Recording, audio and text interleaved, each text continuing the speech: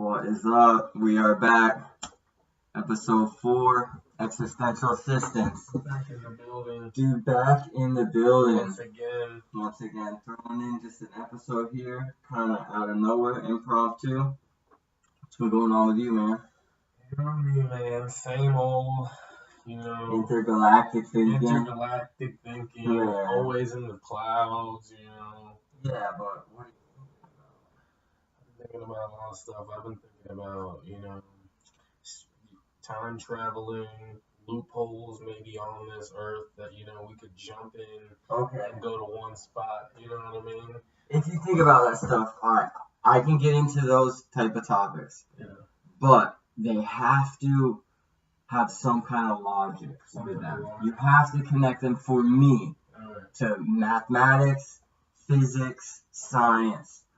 So which one has been on your mind, and how do you feel you can connect it to, quote unquote, the real world?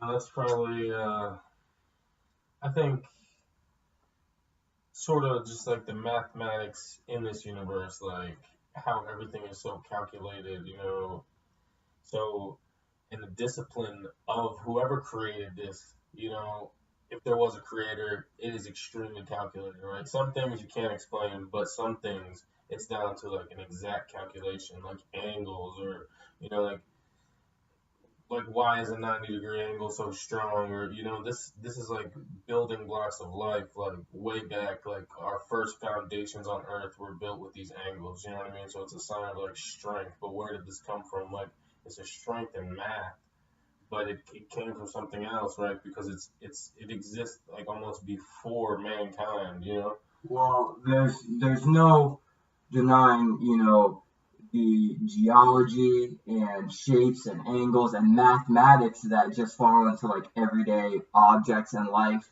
Right. And like, to me, when you see pictures of like the pyramids and the big steps you see and you don't know how they're made, things like that. So right. there's been clues to, what I'm trying to say is there's clues of people from a long time ago being very, very intelligent.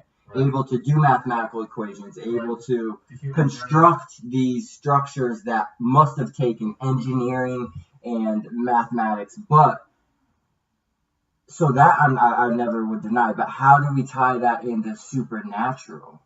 I mean, because we all have the story of the Bible. Okay, so we don't have to get into that. But it's just almost like a thought, or where a thought comes from is almost like supernatural, because it's almost like it doesn't exist in our brain, but it comes from somewhere else. It's like, so were some of those like great works of this world, or just along in your life, it's like connecting to a higher something, because sometimes it's bad thoughts, those shitty thoughts that you can't beat.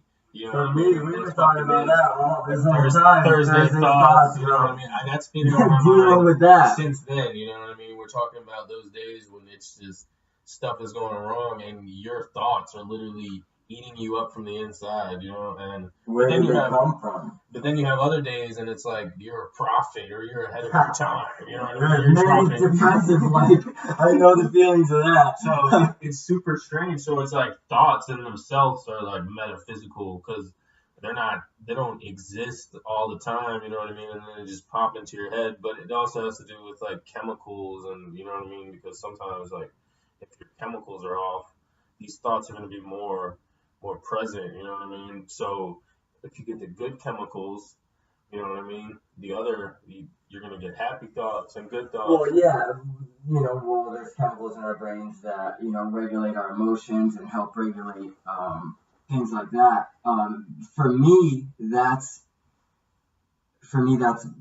biological, and that's almost environmental. Yeah, and I'm just trying to figure out how we tie this into the supernatural, because when we talk about it, it's fun to talk about the energies, the way we feel, the possibilities. But I guess that's the hardest question that nobody's really been able to solve is how to tie it into the real world. So I guess that's kind of an impossible question. Right. But I had to come out the gate with it to kind of set the tone. You definitely pressed me, you know, But I okay, think but it is hard, you know, it is. But I mean, I think in different ways.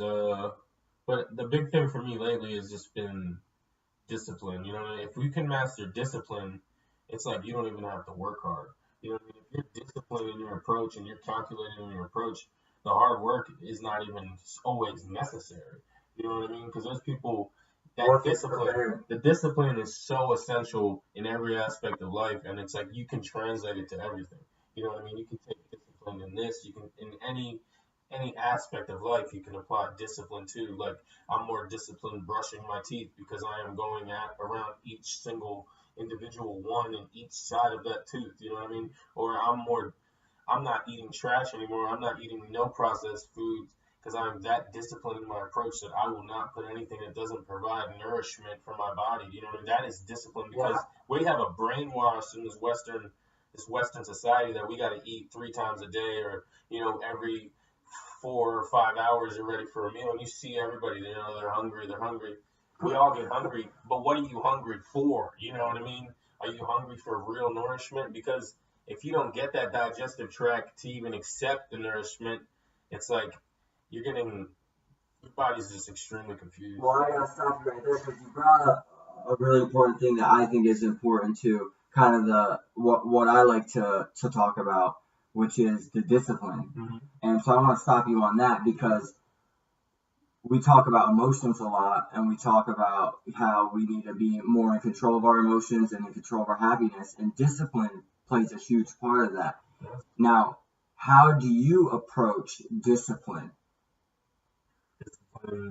In general, when you think of discipline, like your day, your structure of your day, how do you approach discipline? Is it an all or nothing? Do you like to pace yourself? I try to make almost like an achievement or like a goal, you know what I mean? Because without that, you know, it's like where's the success feeling or like the completeness feeling? Because we are just human beings searching for, you know, that completed, that fulfillment. So a way to give yourself that fulfillment is obviously by setting milestones or goals along the way. So in the discipline standpoint, you know what I mean? It would just be like, so I achieved this first part to start my day, you know what I mean? Or I didn't need caffeine, you know, I tried some lemon juice. I tricked my brain, placebo affected, thinking that the lemon juice was caffeine, and now I'm going hard. This guy, you lost me a little. I'm trying to follow. I'm going hard off lemon juice. Do you want to talk about nutrition, bro? I'm going. Because this is all aspects of. I'm trying to keep this boat from rocking over. I'm just showing this discipline's all over, okay? But that's one form of discipline. It's not all over the place, though. No, it's not. But like you can apply it there. Yeah. You know? Because for me, my approach to discipline, it's like I've gotten to the point in my life where it's like, all right, I know what needs to be done in each kind of aspect of my life, and I know how to accomplish those things in each aspect of my life. So, for instance, I have a routine that I follow for work. It's Monday through Friday. Yeah. And whenever things interfere with that, it's okay because outside things happen, but it upsets me when I interfere with my own. Because of your discipline. Yeah, if maybe I drank a beer too many one night, and then when I wake up the next morning, I don't feel bad, but I'm just a little slower. Or you almost like feel like you let yourself down because you. Or I didn't work out. I wanted to work out, but instead, I didn't. Those are things. My approach to discipline. I think it almost ties into like what you were saying on Thursday. So it's like about just having a fucking brain for it now, but I was talking about just controlling my happiness. Controlling your happiness, but it was like it was a specific point in the video with controlling it, and that was how you were explaining it. Dude, we can bring the video up right now. Bring it up, man. Bring it up. I don't flash it back. We're right here on YouTube. Viewers, go back, watch it. Is this the last Thursday stocks? Yeah, just the one you did. We're going in.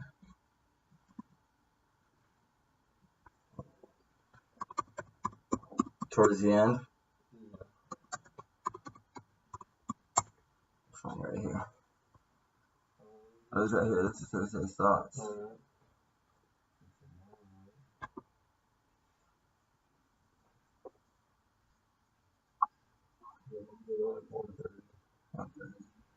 See what happens.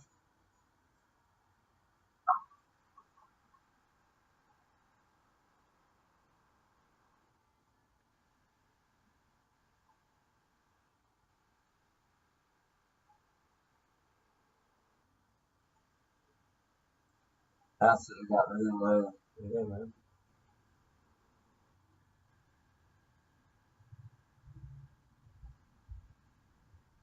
But regardless, man, we're just trying to talking a little bit about discipline. And I think discipline plays in a lot to our emotions. I'll kind of pull this thing right back in. And I think discipline plays in a lot to our emotions. And when we can stay disciplined and, kind of make ourselves proud at the end of the day, our emotions kind of follow suit. And I think, our emotions, to bring this completely full circle, our emotions and, like you were talking about, our thoughts, our imagination, you could in some ways contribute that to paranormal activities and, and energies And I think that, like you were saying, like the control, like you gotta feel, but it's like controlling the feeling almost to like what extent that it's gonna affect you. You know what I mean? I think that's a point that I was making on Thursday's talk. Like, you can have these bad days, but you have to get comfortable being uncomfortable. And that's exactly, it was the comfort thing. It was the comfort thing. And Joe Rogan says that. It was about, and I have to give him credit for that. So, like, a form of discipline would be like when you're in a comfortable situation, just see it out to the end. You know what I mean? Just see how you feel at the end, and that completeness, that is going to help you build so much farther in life out of that comfort zone. Because each time you do that, you know what I mean, you're just becoming better and better to me. You know what I mean? That's the truth, man. And I think we should kind of end it on that, because when you can, feel uncomfortable and see it through the end, and like I was saying, produce the results that you feel like you would have without those feelings, like that's when I feel most accomplished, man. And that's kind of crazy, man. We went all over the place with this episode, which was good because it was just an impromptu one. We needed to crank one out, and we didn't have really bullet points. No sports going on right now, so we just had to come to you guys with some of our thoughts, and they get all over the place sometimes, but I think we have a good chemistry to pull each other back. So, all right, guys, we're gonna come back with you guys soon with another episode. For now, catch you later. Yeah.